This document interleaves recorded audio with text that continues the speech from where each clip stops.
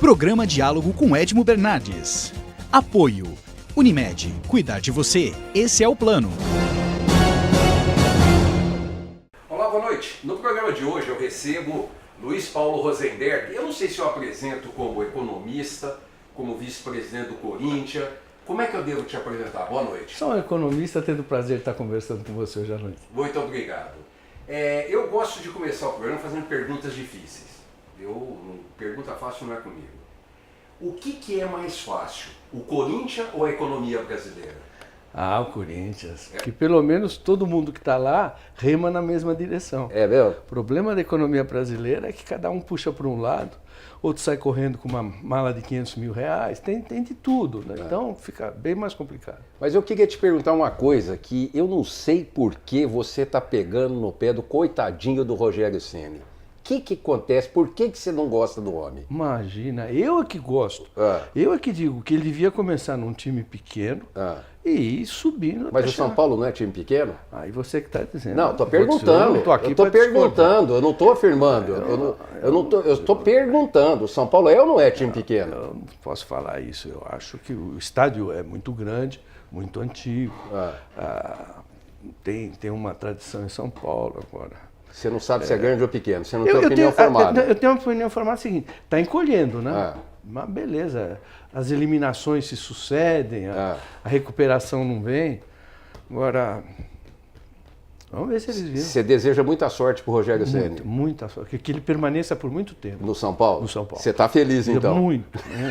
Não vejo a menor razão para mexer. Luiz, vamos lá. Brasil, hein? Conta alguma coisa para mim, pelo amor de Deus. Parece que quando a gente acha que vai, não vai. Então, você tem dois jeitos de olhar o que está acontecendo. Um é esse desânimo perante a falta de ética. O presidente ser pego numa gravação daquelas, o assistente dele, é deprimente. E isso, no momento em que a gente está muito empolgado com o Lava Jato, brocha. Um negócio realmente desanimador. Agora, como economista, eu tenho que olhar de uma forma um pouco diferente do que como cidadão.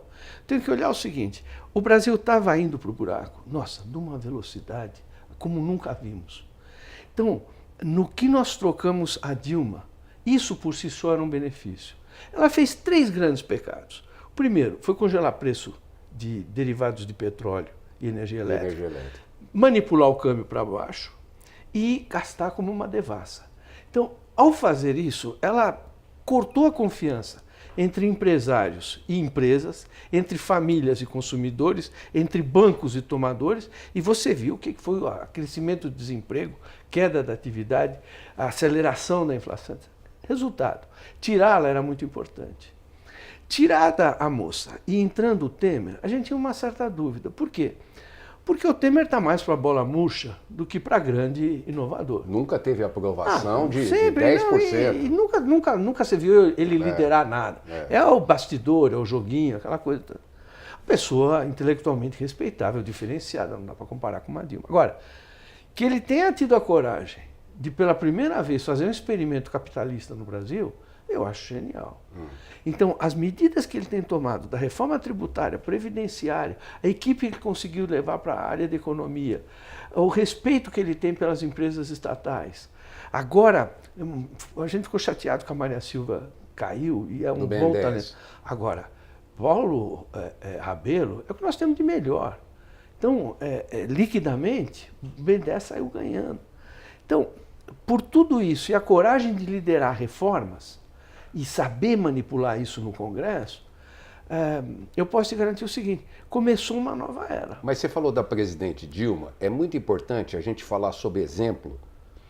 Quando vem de cima, por exemplo, na sua casa com seus filhos, se você dá mau exemplo, seus filhos vão ver o quê? Maus exemplos, não é isso? Isso não. O que a presidente fez, e o ex-presidente Lula também, repetiu-se nos estados e nos municípios do Brasil. Ribeirão Preto é um município falido hoje, tentando, as tripas do coração, roçar mato da rua. Nós estamos numa situação crítica, roçar mato de rua. Quer dizer, esse mau exemplo que veio de dia A gente esperava que pelo menos o presidente Temer não desse esse mau exemplo que você está falando na gravação, né? Na verdade, se você for objetivo... Sem falar do currículo dele. Não estou falando do currículo não, mas dele. objetivamente você tem razão. Eu acho que vamos dizer, as imputações quanto à ética no Temer estão sendo muito mais graves que na Dilma. Porque a Dilma nunca pegou metendo a mão na grana. Ela desbaratou o dinheiro e, vamos dizer, no mínimo fez, olhou para o outro lado em relação à malandragem para gerar caixa para o partido. Agora aqui, cai um ministro por semana. É um pilantra por mês que se identifica na equipe dele. E essas acusações de bola para cá, conversa sobre assuntos com o empresário que são totalmente inadmissíveis. Então, é uma pena, mas nota que coisa interessante. Como os agentes econômicos pensam economicamente e não politicamente apenas. Não houve pânico. Aqui, os mercados não entraram em pânico. Por quê? Porque a percepção nossa é de que houve uma mudança radical vamos dizer, na cultura brasileira em relação à economia. Você acha o brasileiro mais cidadão? Muito mais cidadão. A Lava Jato foi uma lição e a reversão que a gente está conseguindo do caos da Dilma para essa recuperação de emprego. Semana, pela primeira vez, saíram dados em que o desemprego caiu. Nós estamos com o desemprego crescendo há meses. Então, reverteu isso, ocupação, criação de novas vagas, está indo num ritmo adequado. A inflação está perto de zero, vai ficar aí no ano uns 3,5%, 4%. Então, isso, se não houvesse ocorrido o episódio político das gravações, nós já estaríamos entrando num clima bem mais animador. Eu acho que você não vai ter euforia. Aquele clima de lua de mel foi trocado por casamento de 15 anos. Mas ninguém está falando em divórcio. E os mercados, então, continuam funcionando normalmente. E essa é a esperança que a economia revolucionária, capitalista, pró-mercado, trouxe e que não se desfez até agora. Eu vou chamar nosso primeiro intervalo, daqui a pouquinho nós estamos de volta. Até já.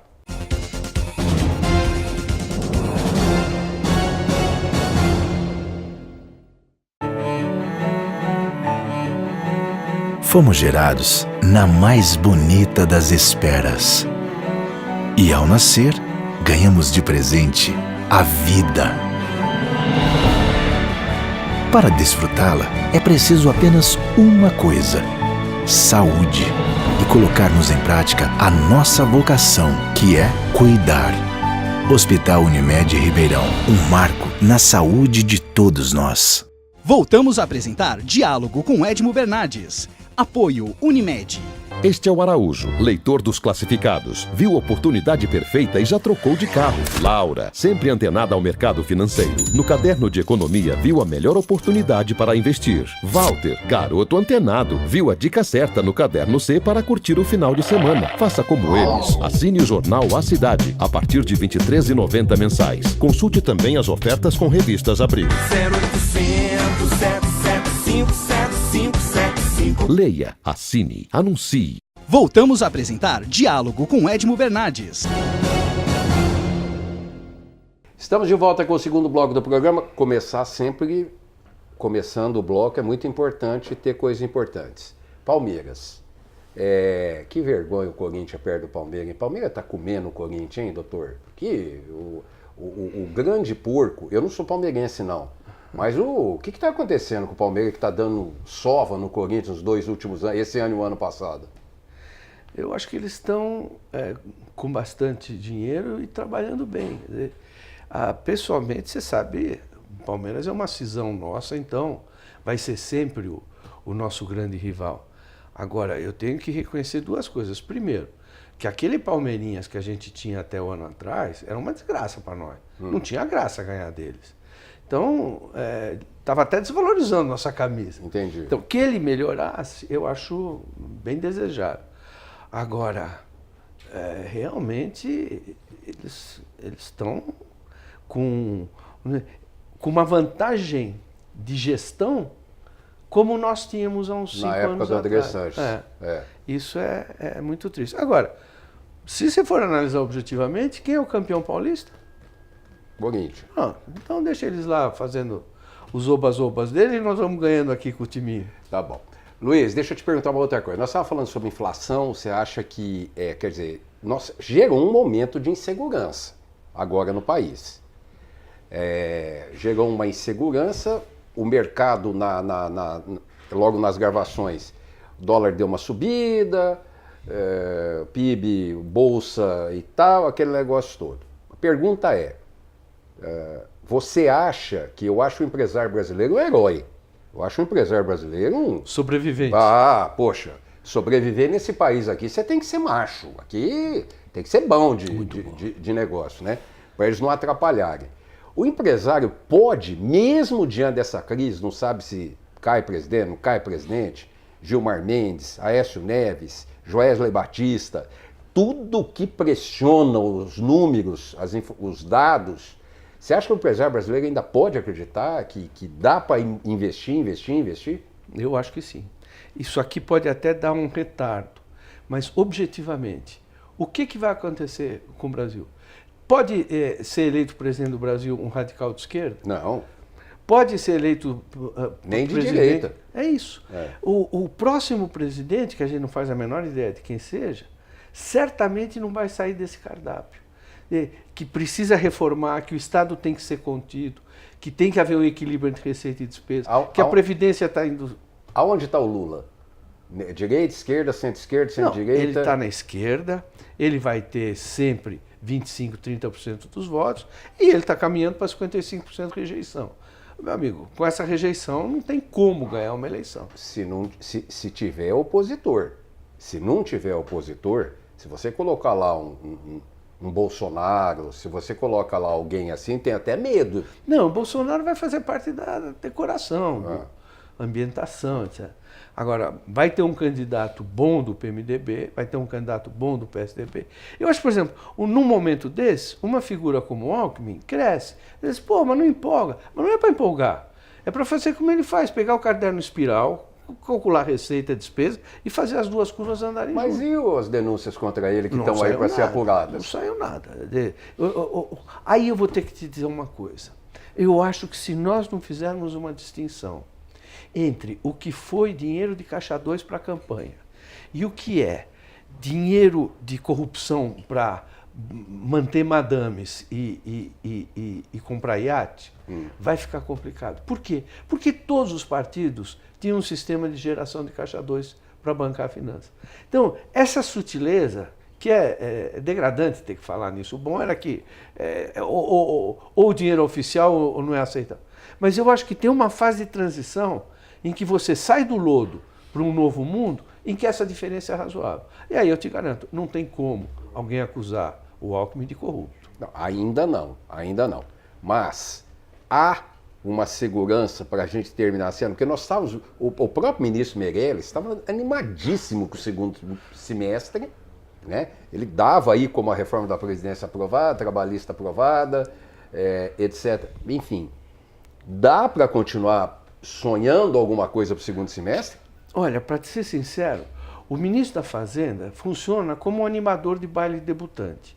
Ele mantém a plateia, agora é hora de aplaudir, agora é hora de rir. Então, no primeiro semestre, como estava muito provável a aprovação rápida das medidas, o que ele dizia? Aprovando as medidas, o Brasil está salvo. Não aprovando as medidas, o Brasil está... Mas ele acreditava que ia aprovar. O que aconteceu? Por causa desse impasse, a velocidade caiu. Eu não acho que nós vamos ter a reforma. Vai ser mais branda e mais demorada. Você acha que sai a reforma da Previdência? Tranquilamente. Você acha? Eu vou te dar um dado. Lembra, nós aprovamos uma emenda constitucional que diz o seguinte: o teto do gasto público é dado em cada ano pelo que foi a inflação passada. Quer dizer, em termos reais, ele não pode crescer. É uma lei dura, uma lei que resolve o problema. Por quê? Porque a receita está crescendo junto com o PIB. E a despesa ficando fixada, o teu déficit desaparece. É matemático isso. Ok. Se o governo não aprovar nada no Congresso, mas usar medidas provisórias para tomar as contenções de gasto e aumento de arrecadação na Previdência, que ele pode fazer sem o Congresso, a gente cumpre esse cardápio até 2022. Ou seja, o Delfim colocou isso muito bem no artigo dessa semana. A Previdência é o problema mais grave do país, mais volumoso, mais destrutivo, mas não é emergencial. Eu não preciso dela agora, eu preciso dela nos próximos 2 anos. Deixa eu chamar o nosso segundo intervalo, voltamos daqui a pouquinho. Até já.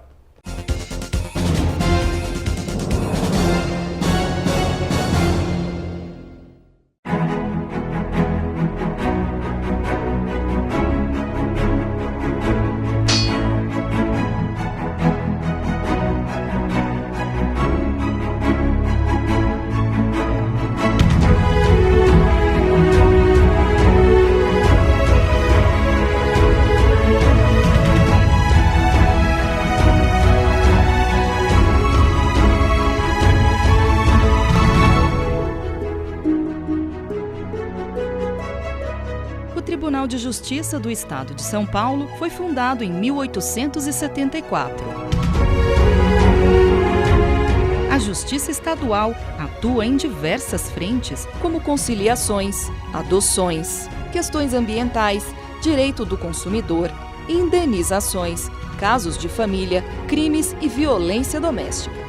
O Palácio da Justiça, sede do Tribunal de Justiça do Estado de São Paulo, tombado como patrimônio histórico, foi inaugurado no início do século XX. O prédio, na Praça da Sé, no centro da cidade de São Paulo, foi desenhado pelo renomado arquiteto Ramos de Azevedo.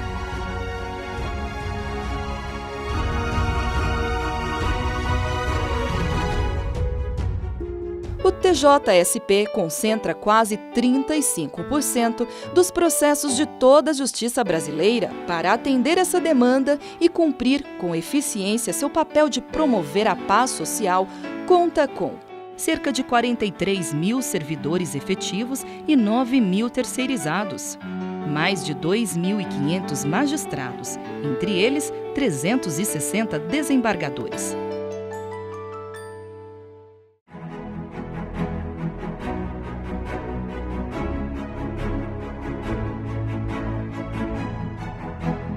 Aproximadamente 700 prédios em 319 comarcas, divididas em 10 regiões administrativas judiciárias em todo o estado de São Paulo.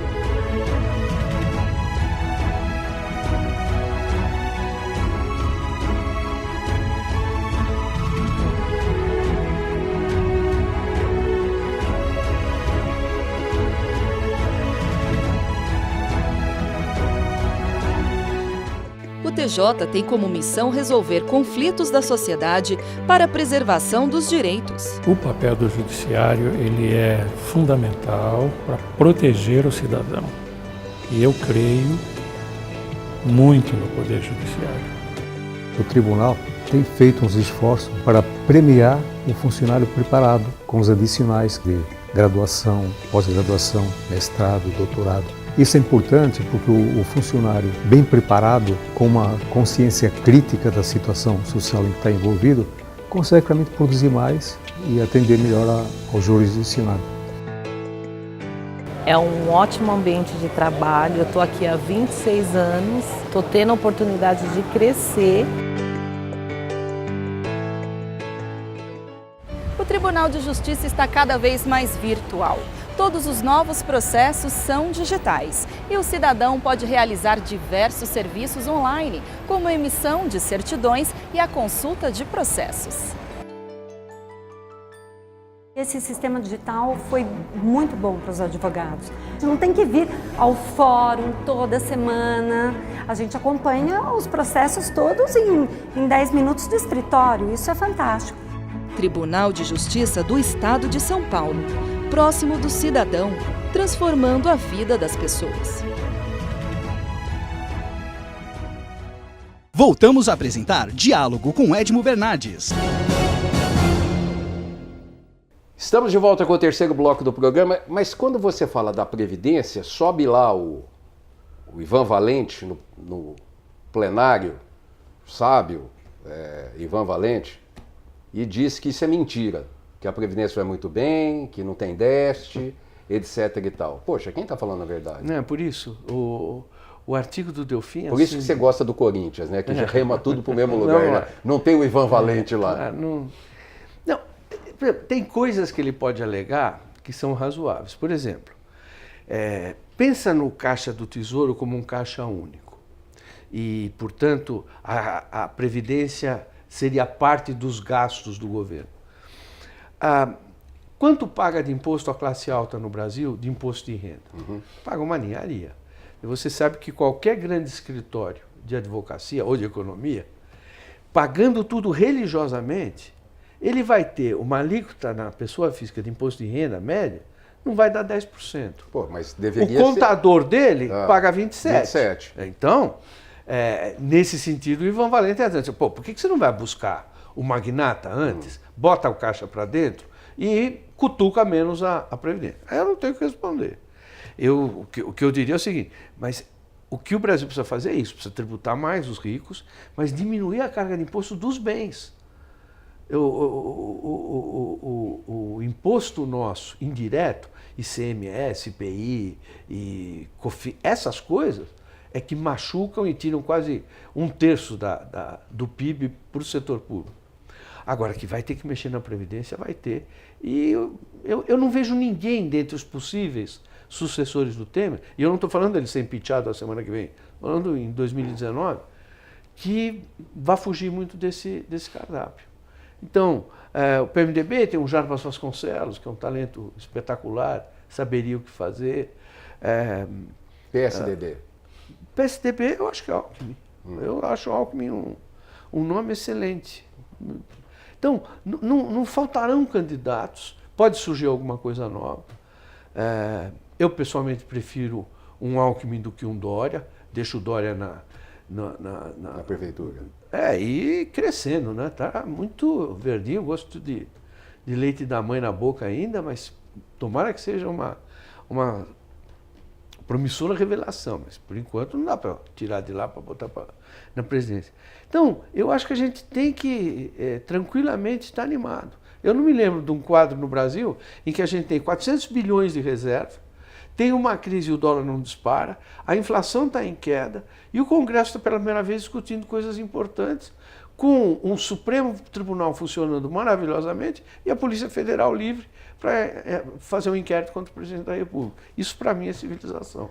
Deixa eu te falar uma coisa, nós vamos caminhar para o fim do programa, mas eu queria falar com você. Você falou sobre caixa 2 de partido, você falou de cidadania, que o brasileiro parece estar mais preparado para votar. Aqui em Ribeirão nós tivemos um exemplo de 9 vereadores que foram afastados pela Justiça, e eles 9 tentaram a reeleição e 8 não se reelegeu. Quer dizer, é uma demonstração cabal de que aquilo lá pesou mesmo de fato. Mas eu queria que você me falasse sobre o Partido Novo também. Quer dizer, o que você espera, o que você vê? Essa cidadania, esse cidadão mais consciente? É um partido com novas propostas? O que você pode dizer para mim? Eu acho que é uma criação notável. E o bonito é o seguinte, o Partido Novo começou a ser criado antes dessa confusão toda. E ele fez algo que jamais se faz em política. Quer dizer o seguinte, os meios é que vão definir os fins. Ou seja, ele estabeleceu regras muito claras de comprometimento ideológico, de postura como cidadão, de currículo como profissional, e diz, é esse tipo de gente que nós queremos aqui. Você é assim? Venha. Ah, mas eu não gosto de política. Chegou a hora de você gostar, meu amigo. Porque aqui vai se fazer como tem que ser feito. Não vai se fazer compromisso. Ah, mas e quando que nós vamos ganhar a eleição? Não sei. Isso não é o importante.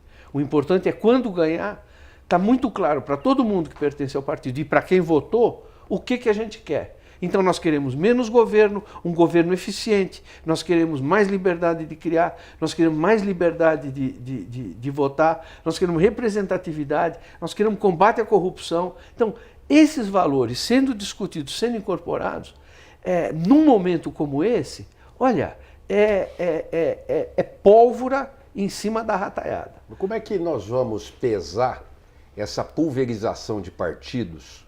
É óbvio que tem que ter uma reforma política. As cláusulas de barreira, o que você vê? O Supremo vai ter que decidir pelo Legislativo? Não, eu acho que essa vai sair do Congresso.